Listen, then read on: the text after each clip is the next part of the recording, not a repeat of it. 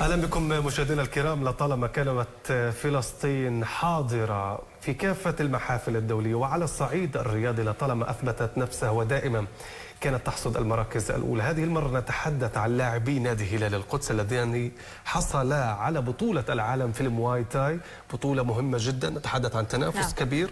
فلسطين أثبتت وجودها وللقدس نصيب الأسد في هذه صحيح. البطولة. نتحدث عن ميداليتين ذهبيتين في بطولة العالم، ونتحدث عن ميدالية فضية بالنسبة لهذا التحكيم، ولكن بالنسبة لنا فهي ميدالية ذهبية وفخرية. لنعرف عن سبب هذا القول ولماذا، دعونا وإياكم نتعرف على قصة اللاعبين. ابن القدس مصطفى شرف من اليمين، وأيضا عبد الله كنعاني. سعد صباحكم. أهلا وسهلا بأبطال العالم مصطفى وعبد الله، كل عام وانت بخير. دعنا نبدا معك مصطفى، بطل العالم في المواي تاي، مثلت فلسطين خير تمثيل، وان تمثل فلسطين وتحصل على هذا اللقب شيء كبير جدا. الحمد لله. يعني لنا كفلسطيني بالتاكيد نفتخر في هذا الانجاز، وللقدس بالتاكيد يعني نكهه اخرى ايضا انك تمثل ايضا العاصمه. صحيح. السلام عليكم، صباح الخير لجميع المشاهدين. الحمد لله رب العالمين، ربنا اكرمنا بالانجاز هذا، لانه احنا تعبنا كثير. طبعا احنا فريق نمور القدس بقياده الماستر الدولي خالد عليان. طبعا الماستر الدولي خالد عليان غني عن التعريف بكل فلسطين وبكل العالم العربي صدقا. يعني احنا لما نروح مع المحافل الدوليه قديش المدربين بحبوه بيحترموه، خاصه لانه هو مدرب من القدس. احنا البطوله هي شاركنا فيها بطوله العالم للموتاي مع اتحاد WMF. طلعنا نخبه من اللاعبين من فريق نمور القدس، وكلنا طلعنا من القدس 9 لاعبين. جبنا 3 ميداليات ذهبيه. انا جبت ميداليه ذهبيه على وزن 90 كيلوغرام. البطل انس القاق جاب ميداليه ذهبيه على الوزن المفتوح. طبعا فاز لعبتين، اللاعب فاز على اللاعب الايطالي واللاعب الهندي. انهى اللعب من الجوله الاولى بالضربه القاضيه بفضل الله. عندنا يوسف والحمص كمان اخذ ميداليه ذهبيه، وعندنا كمان 3 ميداليات فضيه ما شاء الله، منها ميداليه عبد الله انسحب امام اللاعب الاسرائيلي. طبعا حظه انه اجى على وزنه لاعب اسرائيلي، بس احنا لما نشوف الدول العربيه ما بتعترف بالمحتل هذا. لما نشوف مثلا زي بالمحافل الدوليه نشوف مثلا الجزائر ما بتلعب مع الاسرائيلي والاردن، فكان لازم يكون لنا موقف.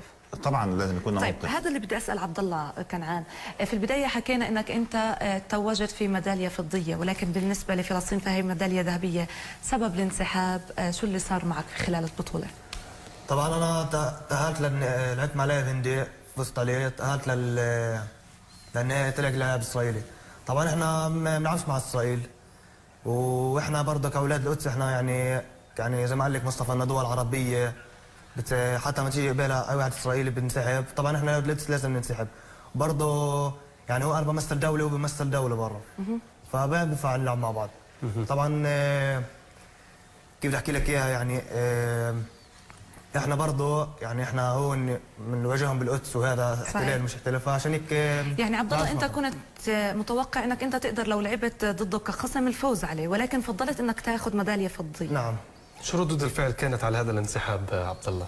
ردة فعل عادي، مشرف اني انسحبت من عنده. يعني حتى لو لعبت ضده برضه يعني مش حلو نلعب ضده، لانه برضه روح القتال في عنا احنا الشباب لما نلعب اخر فايت نسلم مع بعض. فاحنا ما بينفعش اني اسلم على واحد يهودي. قديش احنا فخورين اليوم بعبد الله وبامثاله من هدول الشباب. مهما كانت الرياضه، ولكن اذا كان من نواجه هو من يحتل ارضنا، فبالتالي سنبتعد عن كل انواع الرياضه في هذا المجال. يعني هذه رساله دائما نوجهها للعالم، بان الرياضه هي رياضه صحيح رساله سلام، ولكن عندما تواجه من يحتل ارضك ولا يريد السلام فهذا لا يجوز. كمان القدس يعني عشنا الاحتلال، شفنا الاستيطان، شفنا الاستيلاء على البيوت والهدم والاعتداءات على المسجد الاقصى. ولا مره اني اعترف بالمحتل هذا امام العالم كله، اني اجي انا كل العالم بتشوف معاناه الشعب الفلسطيني، واجي انا احكي والله بدي العب معه. يعني في ناس كان يحكي انت ما بتلعب معه، انت بتلعب ضده. نحكي لهم لا، ممنوع اطلع على الحلبه، ممنوع اسلم عليه. انا كرياضي لازم يكون عندي روح رياضيه، بدي العب مع خصمي بدي اسلم عليه.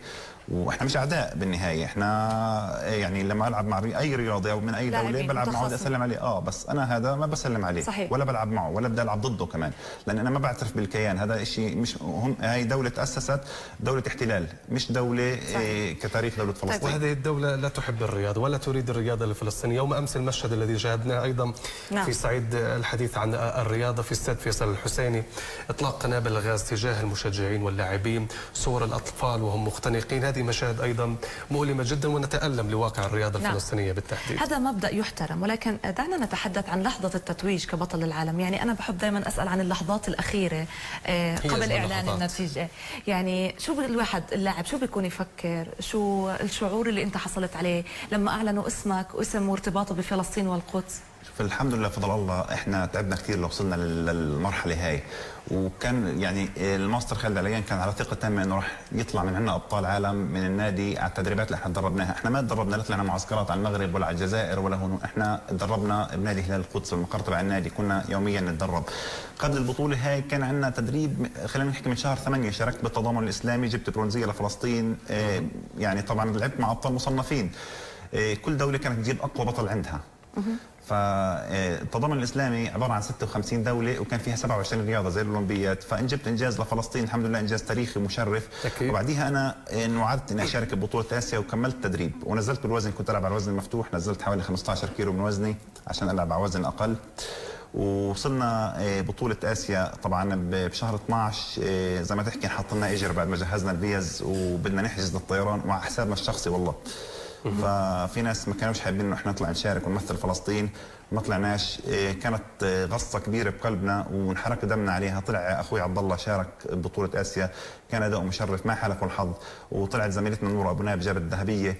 طبعا زميلتنا نور ابو ناب عندها بطوله بتمثل بالرياض بطوله العالم بالرياض، انها تمثل قاره اسيا كلها. جميل. هاي بطله مقدسيه تمثل يعني وجود الاناث في هذه الرياضه يعني حدث عظيم انها تمثل طبعاً. قاره اسيا، قاره كامله انها تمثل. فطلع عبد الله ونوره شاركوا بالبطوله هاي الحمد لله وروحونا بانجاز ذهبيه نوره. هلا احنا ما يسناش، كملنا التمرين الحمد لله. كان عندنا حكى لنا الكابتن خلينا نكمل تمرين، احنا عندنا بطوله فلسطين تاجلت، بتعوضوا. حكى لنا نكمل، عندنا بطوله WMF بطوله العالم وضلينا مكملين. فكانت فتره طويله من التدريب واخرها كان الانجاز يعني انه بطوله العالم. بخصوص هذه النقطه بالتحديد خلينا اسال عبد الله، يعني مش من فراغ فزتوا في هذه الجوائز وحصدتوا هذه الالقاب، فبالتالي بنتحدث عن تدريب طويل، تمارين مكثفة، تعب، جهد، إرهاق، ساعات من التمارين.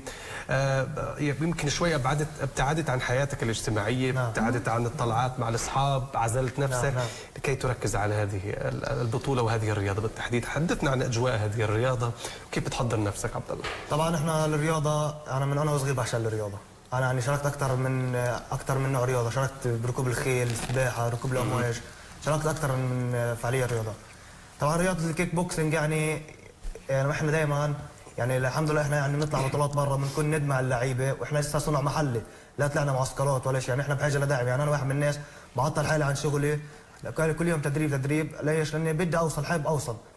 طبعا الكابتن خالد يعني بعرف انه هو كابتن خالد ظهرنا طول ما يعطى كابتن خالد ظهرنا، يعني الحمد لله بنوصل وان شاء الله بنوصل بعد يعني. بس احنا ناقصنا دعم، انه لازم حدا يدعمنا، انه لازم معسكرات اكثر برا، احتكاك اكثر لانه نطور. صدقني اذا بنحتك وبنطلع معسكرات برا بنجيب ميداليات اكثر لفلسطين. ان شاء الله هي بتكون دعوه لكل الجهات المعنيه لدعم هذا القطاع في القدس. عبد الله خليني اسالك اليوم، هي اللعبه على شو بتركز؟ شو الفئات اللي بتتقسم فيها للعب ضدها كانداد؟ يعني زي ما حكى فهمت في وزن مفتوح، في وزن محدد. خبرنا اكثر عن هاي اللعبه. طبعا احكي لك عن رياضه الكيك بوكس. الكيك بوكس هي عباره عن ضربات يدين ورجلين. هي البوكس يعني ملاكمه لايدين. كيك بوكس كمان فيها اركل رجلين. طبعا هي فيها فئه شباب وفئه براعم وفئه رجال. في اكثر من اسلوب.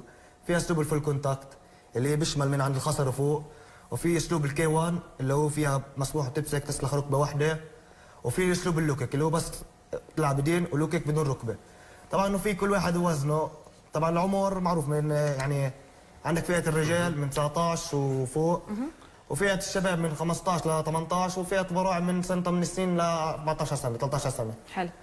وشو اسمه، وكل واحد يعني فيها اوزان مفتوحه حسب وزنه، حسب كل واحد حسب وزنه. زائد 91 مفتوح، زائد 91 مفتوح، سالب 81. انا بلعب سالب 81. طيب خلينا نختم معك في رساله اخيره مصطفى لكل من يشاهدنا، لكل من يتابعنا، بأن يكون هناك إقبال أكثر على هذه الرياضة ولا يكون حجم محدود. نتحدث عن مشاركات عالمية وأن تكون فلسطين حاضرة ليس بمجموعة معينة، بل نريد أن يكون هناك فريق منتخب أكثر من يعني عدد أكبر ممكن من الأشخاص اللي ممكن يشاركوا في هذه البطولة وأن ينتشر ينتشروا في كافة أنحاء العالم وأن يمثلوا فلسطين في المحافل الدولية. ماذا تقول لهم مصطفى؟ الحمد لله رب العالمين. اول شيء بالفتره الاخيره في اقبال كثير على الرياضه هاي، وطبعا احنا انجازنا حرك كثير ناس انه بتواصلوا معنا بدهم يسجلوا بالرياضه هاي، حفز كثير ناس كثير ناس. احنا طبعا عبد الله حكى عن رياضه الكيك بوكسينج، واحنا رياضه الموتاي جايين عشانها اليوم. رياضه الموتاي رياضه قويه جدا اللي بيحكوا لها فن الاطراف الثمانيه، ايدين واجرين وكوع وركب. رياضه قويه جدا، يعني في ناس بيحكوا لك مثلا انا بدي اتدرب قتال شوارع، بتقول له تعال شو قتال شوارع؟ في قتال شوارع فيش عندنا مثلا اتحاد رسمي هون، بس في عندنا في مدرب بدرب قتال شوارع اللي هو البروفيسور حربي ابو طير، بس هاي اتحادها بامريكا، انه في بطولات بامريكا، هون ما في بطولات قتال شوارع. بس عندنا مثلا بيجوا الناس بقول لك والله هي اقرب لقتال الشوارع، الموتاي كواع وركب وشيء يعني اكشن. فالشباب كلها عمالها بتيجي على الرياضه هاي، وفي اقبال منيح. وان شاء الله يعني اذا القطاع الرياضي اهتم بالرياضات الفرديه، طبعا مهتمين بالرياضات الجماعيه وبصرفوا عليها كثير، وللاسف يعني مش شايفين انجازات دوليه بالرياضات. ان شاء الله من خلالكم بتكون بعد هاي بطوله العالم شو امالك؟ يعني بعد تتويجك كبطل العالم. اول شيء ان شاء الله احنا مستمرين، والحلم لسه يعني الحلم اعلى من هيك ان شاء الله، ومستمرين، وان شاء الله انه بنكون قدوه للجيل القادم. طبعا قدوه لاولادي، انا اب ل3 اطفال الله يخليك، والحمد لله رب العالمين. يعني راح نضل مستمرين، وان شاء الله الانجازات راح تكون اكثر لفلسطين، والشباب يعني همتها عاليه الحمد لله. ونسمع من عبد الله كمان رساله اخيره. انا اول شيء بدي اوجه شكر لمدربي، المدرب خالد عليان، اللي طول يعني ربنا الله يعني وبترك اولاده ومرته وعيلته وبضل معنا طول الايام، حتى يعني على ايام عطله شغله بضل معنا بدربنا عشان يوصلنا اللي بدنا اياه. يعني انا بحكي له على الاخبار، الله يعطيك الصحه يا كابتن ويطول لنا بعمرك، خلينا هيك. لولا يعني ولا كان احنا ما وصلناش من مره. الحمد لله رب العالمين. موجه له تحيه. ان شاء الله بتكون بطل العالم، نستضيفك كمان مره، ما يكونش ندك اسرائيلي، ولكن هذا يعني ميداليه فخريه، وكما ذكرنا اذا كان قد حصل على الميداليه الفضيه فهي بالنسبه لنا ميداليه ذهبيه بسبب هذا الموقف المشرف. جزيل الشكر لكم مصطفى شرف وعبد الله كنعاني. كل عام وانتم بخير، شكرا لتواجدكم معنا. يعطيكم الف عافيه، شرفتونا. مشوارنا مستمر معكم.